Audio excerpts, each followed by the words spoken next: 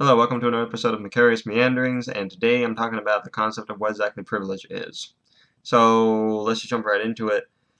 The term white privilege has been tossed around a lot, like a lot. People are still hammering at it, and I think it's pretty obvious to tell that white privilege, all these political weird notions and sociocultural notions get tossed around. It's just like, this does seem kind of base and dumb, and who really cares, I mean, I think a lot of these cultural issues actually have a fairly obvious answer to them, but I don't know. Maybe that's just me. Maybe I'm an unknown genius. Yeah, me, a genius. Sure. Well, anyway, so it got me to ask the question, however, what exactly is privilege? Like, privilege in of itself, what is it? Forget about white privilege and all that. What is privilege? And I got to thinking about it, and I thought, okay, so what is privilege? Well, I've read a couple of saints' lives over the last couple of years. I've started reading the Bible a bit more. And one thing that keeps coming up in the saints' lives, I suppose the Bible. I mean, it's there. It's not explicitly stated, but anyway, one thing that keeps coming up in the saints' lives is that, sheer existence itself is privilege. I mean, you could exist or you could not exist. You could be a blade of grass instead of a human being. I mean, that is an alternative. And yeah, you're gonna live, die, and it's gonna be over in like a year or less. However that goes. I don't know much about grass. Well, now I want to know about grass. What's the life cycle of grass? Mine is getting eaten by a cow. Well, anyway. So, okay, so what is privilege? Existence itself is privilege. Is what I'm thinking, because no human being can really conceptualize what non-existence is, mostly due to the fact that we do exist. And if you don't exist, well, how can you be aware of non-existence if you don't exist anyway? So I mean, that just seems like a complete. I don't even know how you would cross between the two ideas of existence and non-existence. Somehow being able to figure that out. There's a total gap between existence and non-existence that neither side can really conceptualize. There's no bridge to go between the two. Um, because the thing is, Father Josiah talks about this in one of his homilies, where we completely demythologize life. Where we go, okay, so we say that that mountain formations are caused by tectonic plates because a bunch of tectonic plates decided to go this way, which uprooted the underground rock up that way. Ta-da, we have mountains. And we have really dry, arid regions because of whatever reason. I actually don't know the answer to that question. I'm not a scientific person in that sense. And clouds are not these nice, pretty, puffy white things in the sky. They're actually suspended ice particles or other particles, or, well, technically the same thing. But, they float along because they're really, really light. Gravity doesn't have that strong of a hold on them because they're so light and so porous, and yada, yada, yada. And computers work because of all the scientific reasons that computers work. All the zeros and ones do exactly what they need to do because we programmed it to do that, which is quite a miracle in of itself. The idea that humanity can even get to that point of creating technology that is just so instantaneous. I mean, what a miracle, man. Humanity, really? The humanity where our record is so bad. I mean, we have. All you have to do is look at humanity's record, and you realize humanity is a terribly simple creature that cannot get its act together. Um, but we've completely demythologized it, where we don't look at the world as God's gift to us.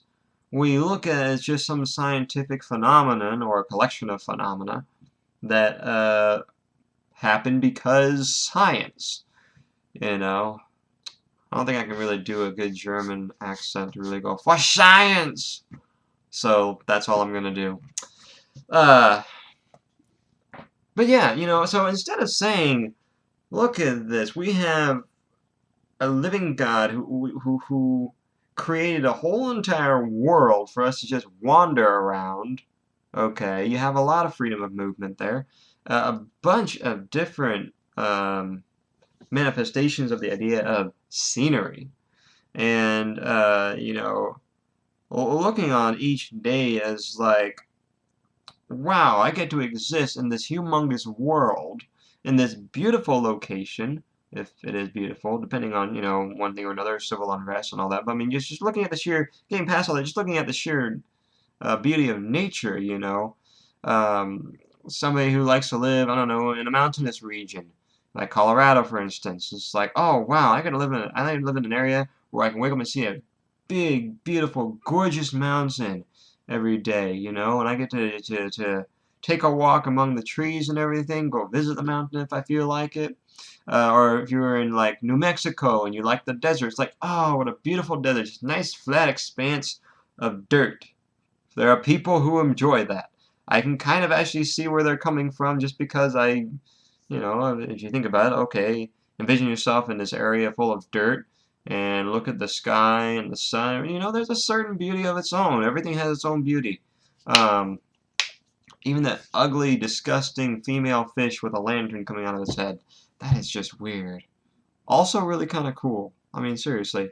It's got its own self, you know, generated light bulb on its own head. I think it's caused by bacteria. I know that some fish, or at least sea, well, yeah, and I think fish have like bacteria running through like um, transparent skin, and so they have all these like twirling lights on. It's really, really neat. I love that so much. Well, anyway, so you look at instead of looking at it scientifically, we need to look at the Earth and everything on it, in it, etc. as like just a privilege that we can exist here. How cool is that? And now we have cars that will take us everywhere and anywhere, and then we have planes that will take us go from one end of the globe to the other. We can now explore God's beautiful creation so much faster than anybody has ever done in the history of existence for the last, you know, what, 100 years? Or something like that? Not exactly 100 years, you know, when you actually get to the commercial point of air flights. So not even really 100 years. You know, we can actually just go, oh, well, you know what? I feel like visiting Hong Kong. Okay, I have some money. Let's go to Hong Kong. We can now do that. You know, privilege is you know, and so, okay, so we already have a God-given world to exist in. We also have people, man. We have companions. We have friends. We have family. We have, we're just surrounded by people. We can talk to them. We can not talk to them.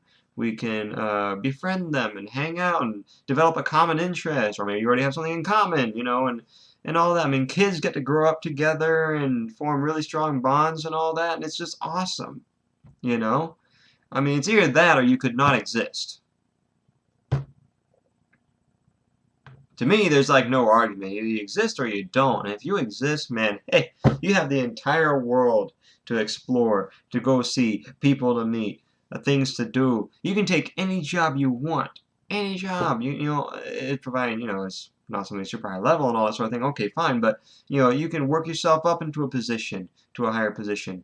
You know, you can start as a low-level accounting clerk and then become your own CPA and run your own business.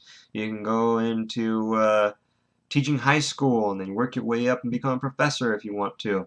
I don't recommend it unless you're working alongside Jordan B. Peterson. Um, you know, I guess all I'm trying to say is that existence itself is privilege. If you just look at the options that you have and all of the things that are already granted to you. I should also mention having a house is good.